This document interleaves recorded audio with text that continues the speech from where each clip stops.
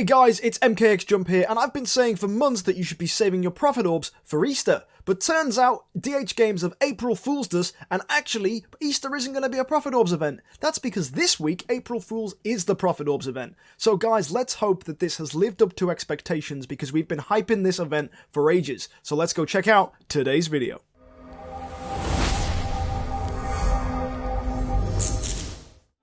So guys, there's a new week, a new event, and that means some more fun stuff to check out in Idle Heroes. So if we switch across and take a look at, first off, the rewards. What do we get every day for logging in? Well, there's first of all this compensation on the text mistake. Turns out in the English version of the game, they made a little mistake on the 20th of March for last week's event, so they've given us 3 Prophet Orbs and 500 gems. Can't complain about that. And because it's a Prophet Orb event, for every time you log in this week, each day, you're going to be getting a Prophet Orb a day, which is nice. It's a Prophet Orb.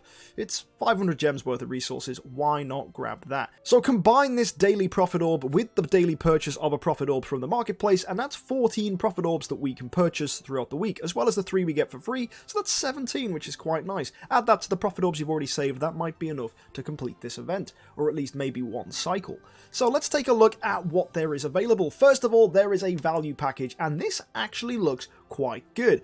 You get 2,500 gems, which is what you'd expect for spending $50. We get 15 Prophet Orbs, which is definitely nice. We get 45 of these event masks, which is a lot, considering how much they cost in the normal value packages, and 41 relics. Yes, relics, the prized treasure that lets us buy heroes from the relic store, are available for purchase. Now, I mean, looking at this, it's $50. That's a lot of money. However, it's actually quite good for those that plan on spending, because if we look at the value packages, to get 60 of these masks costs $100. So if you're just after the masks, which we'll take a little look at what they're going to get later on, you can actually get it cheaper from the Chest of Wonder. Now, annoyingly, this is a one-time purchase, because I know a lot of people would purchase this over and over again if they could, but hey, it's a one-time purchase. You get 45 masks, and maybe that can help you get the rewards this event. But of course, this event, because it's one of these events where you have to grab a specific event item, these masks, it's gonna cost money to get the top end rewards. So unfortunately, this is a pay to win event. Not quite sure what you're winning, because it's just rewards, but hey, it's definitely a pay to play event.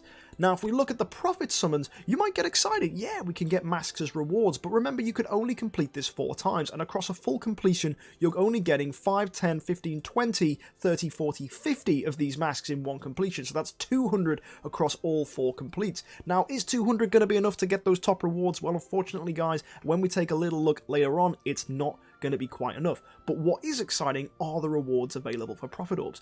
Now, we're getting Shadow and Fortress heroes, which is a nice mix. Good heroes to get there. We get our Light and Darks as usual. At the first level, we get 4 stars. At 40 and 50, we're getting a Light 5-star and a Dark 5-star. And pushing onwards, we get Jaro, which is going to be really good for early players, and Garuda. Hoo-hoo! The best non-light and dark hero in the game right now, arguably, so I'm loving that Garuda is a top reward for Prophet Orbs. So the more times you complete Prophet Orbs, that's the more Garuda copies you get. So if you were short on Garudas, this event might just be the event to get a hold of it. Now, looking at Heroic Miracle, we get Aspen as a top reward if you summon 2 5-star Lights, 2 5-star Darks, 3 Fortress 5-stars, 3 Abyss, 3 Forest, and 3 Shadow. Now, that's good, because alongside Prophet Orbs, it actually makes this quite doable, because you are getting Light and Dark 5-stars as rewards, so you don't really have to worry about Heroic Miracle if you can do 2 full completes of Prophet Orbs. Now, for a lot of you, that might be out of your reach, but actually, it's doable for a lot of people, so that's quite exciting as well.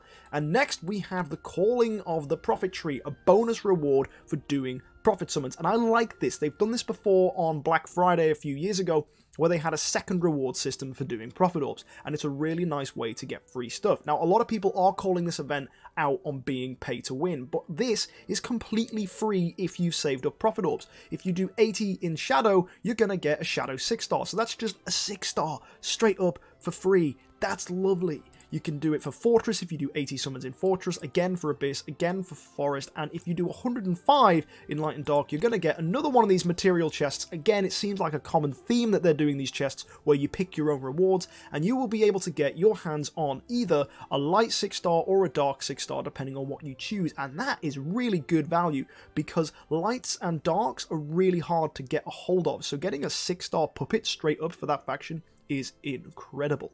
And now to the pay-to-win element of this event. We have the clown masks in the Magic Circus show.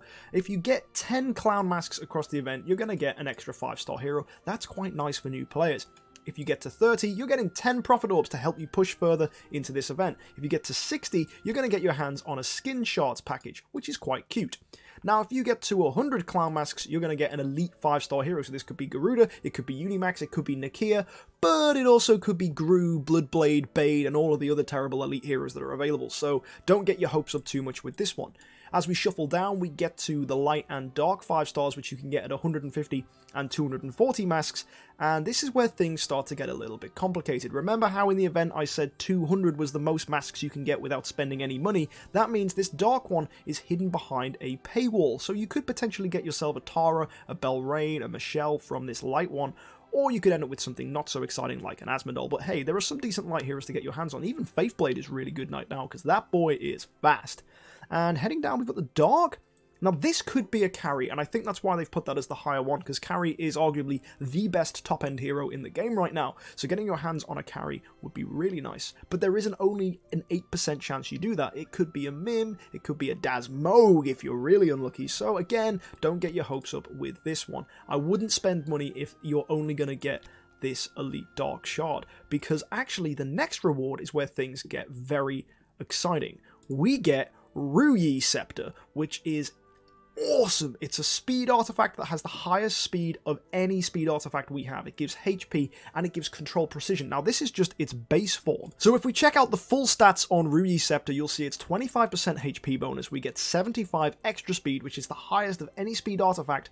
And there's a 50% control precision increase, which will add to the effectiveness of your CC. So whether it's stun, petrify, freeze, it's all going to be made better by Ruyi Scepter, which means fast heroes that want to CC are going to love this. Of course, Ruyi Scepter has been available in the past, but again, if you didn't catch it there, it's available for purchase here. But when I say purchase, I mean purchase, because 340 clown masks is only available if you spend your hard-earned cash, and that's gonna cost big money. You need 140 of these clown masks on top of the 200 you get from Prophet Orbs. So assuming that you've saved up enough Prophet Orbs to do a full complete, which would be 320, you're still going to have to spend to get the final 140 you need. And the best way to do this is with the Chest of Wonder to get 45, and then you want to do 60 to get the top end one and 40 to get this middle one here. Now, is it best value? I don't want to say it is, because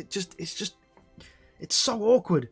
I don't like the idea of having to spend money to get top rewards. It's just painful. I like it. I hate it. I don't like paywall stuff, but this is Idle Heroes. This is how DHGames make their money. So you've got to accept that high-end artifacts are going to be hidden behind paywalls. And $200 is normally the going rate, and that's exactly what it's going to cost here. Just over $200 for probably the best artifact in the game. So as a going rate for artifacts, this is pretty standard. But maybe Ruyi Scepter will be available in a future campaign loot event, and if you've saved up enough crystals, you could get it for free. So the question I'm going to ask you guys is, do you want to drop $200 to get your hands on more Prophet Orbs, more relics, and eventually this Ruyi Scepter? That's assuming you've got 320 Prophet Orbs already saved, or at least enough that after the purchases you can do 4 full completes.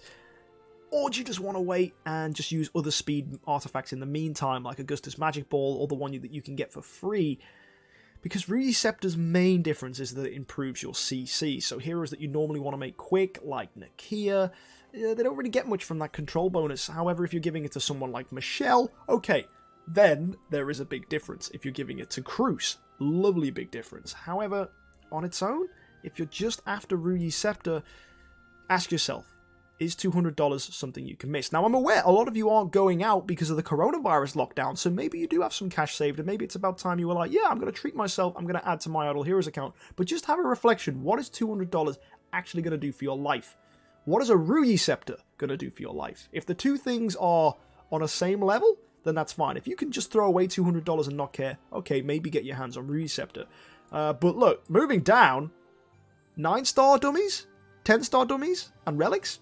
Okay, that's nice, but the cost here, 650 clown masks. This is just added sprinkle for whales. Ignore this. Do not go anywhere near these. Do not touch them. If you get excited by the fact that there is a 10-star hero as a reward, which you can feed to an enabled hero to make them E5 or whatever, just go across to the monthly packages. A lot of you might not even know this exists because no one ever goes over to this side of the screen.